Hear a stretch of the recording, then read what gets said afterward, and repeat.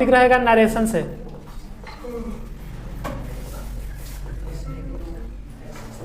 आज हम लोग क्या पढ़ने वाले हैं?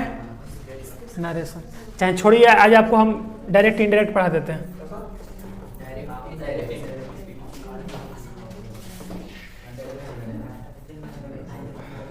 चाहे छोड़िए, आपको हम आज स्पीच पढ़ा देते हैं या आपको हम रिपोर्टिंग स्पीच ही पढ़ा देते हैं।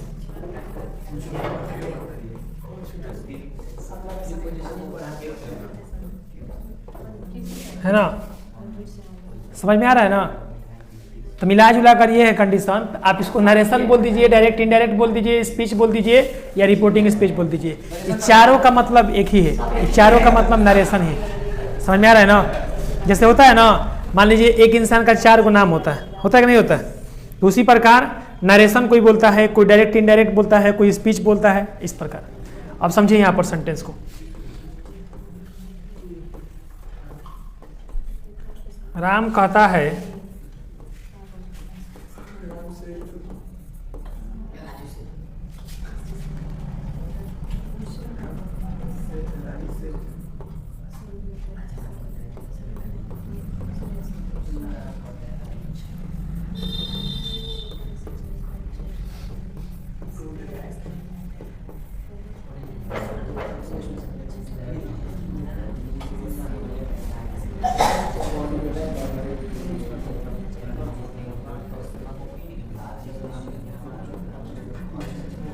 देखिए, पहला सेंटेंस है कि राम कहता है राजू अच्छा है। This is a direct speech. क्या इसको बोलते हैं हम लोग?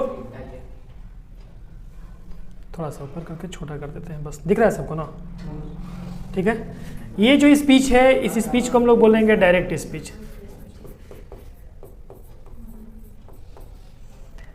और राम कहता है कि राजू अच्छा है। कौन अच्छा है? राजू अच्छा है। ये हमारा इनडायरेक्ट स्पीच है। समझ में आ रहा है ना? देखिए,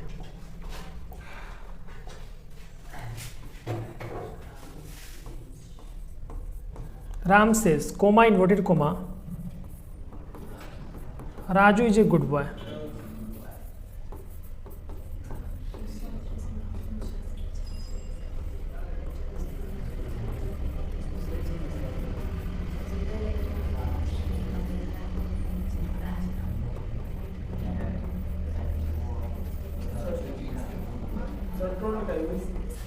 आ रहा है समझ में? देखिए यहाँ पर पहला सेंटेंस जो है, तो Ram says Raju is a good boy. This is called the direct speech. कैसे पहचान में आ रहा है? इसमें कोमा और ये इन्वर्टेड कोमा आपको दिख रहा है, इसका पहचान है कि ये डायरेक्ट है। इसमें देखिएगा नीचे में, तो Ram says that Raju is a good boy. इसमें कहीं कोमा और इन्वर्टेड कोमा आपको दिख रहा है? नहीं सर।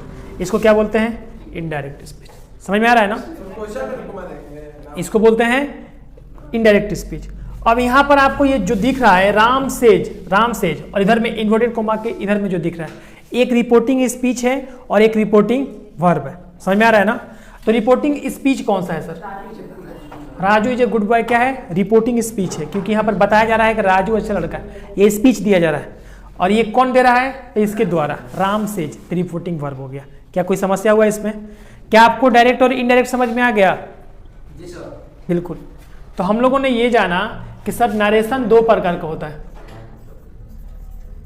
नरेशन या फिर जो स्पीच है वो कितने प्रकार का होता है? 2 प्रकार का होता है, डायरेक्ट और इनडायरेक्ट। क्या हुआ? जी बिल्कुल बिल्कुल सही बोले आपने। नरेशन ये होता है, ठीक है, इसको हटा दीजिए।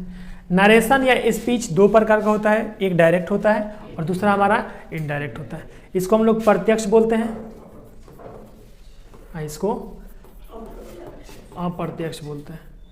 जैसे हम आपसे कोई बात बोल रहे हैं ना, टीचर से टू यू, डायरेक्ट तुमसे बोल रहे हैं टीचर, या हम आपसे कोई बात अभी जैसे हम पढ़ा रहे हैं आपको तो डायरेक्ट बोल रहे हैं, तो this is a call direct speech.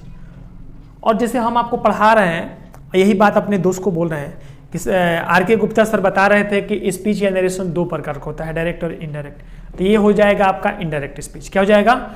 Indirect speech. या मेरे कहे हुए बातों को आप डायरेक्टली सुन रहे हैं तो ये आपका प्रत्यक्ष होगा, डायरेक्ट स्पीच होगा। और मेरे बातों को आप सुनकर किसी और से, थर्ड पार्टी से कह रहे हैं तो वो हो जाएगा इनडायरेक्ट। समझ में आ रहा है ना। नरेशन का मतलब होता है चुगली करना। क्या होता है? चुगली करना।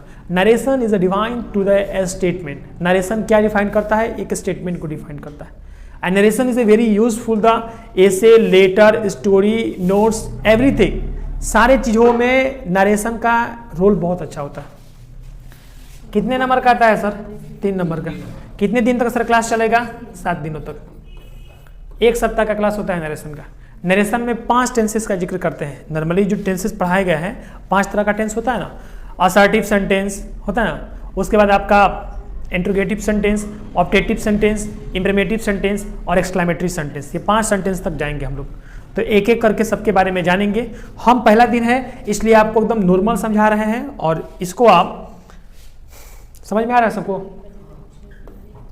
नरेशन या स्पीच कैसे होता है? एक डायरेक्ट नरेशन स्पीच और एक हमारा इनडायरेक्ट होता है। डायरेक्ट क्या होता है? यदि जब हम किसी व्यक्ति के कहे हुए बातों को हम उसी के शब्दों में हूबहूब कहते हैं तो इसे क्या कहते हैं? Direct narration. और डायरेक्ट स्पीच कहा जाता है और इसमें इन्वर्टेड कोमा शामिल होता है। जैसे आपके सामने ये डायरेक्ट स्पीच है, देखिए ना, वह कहता है कि सीता अच्छी है, कोमा और इन्वर्टेड कोमा है ना, इसको बोलते हैं डायरेक्ट स्पीच। और इनडायरेक्ट स्पीच उसे कहते हैं जब किसी व्यक्ति के कहे हुए बातों को हम अपने शब्दों में उसी के रूप में कहते हैं या जो बात बीत चुका है उसी को कहते हैं, उसको इनडायरेक्ट स्पीच कहते हैं। इसमें डायरेक्ट नरेशन या इनडायरेक्ट स्पीच को इन्वर्टेड कोमा के अंतर्गत नहीं रखा जाता है। जैसे वह कहता है कि सीता अच्छी है, he says that Sita is good. क्या इसमें इन्वर्टेड कोमा है? कहीं नहीं है। इसको क्या बोलेंगे?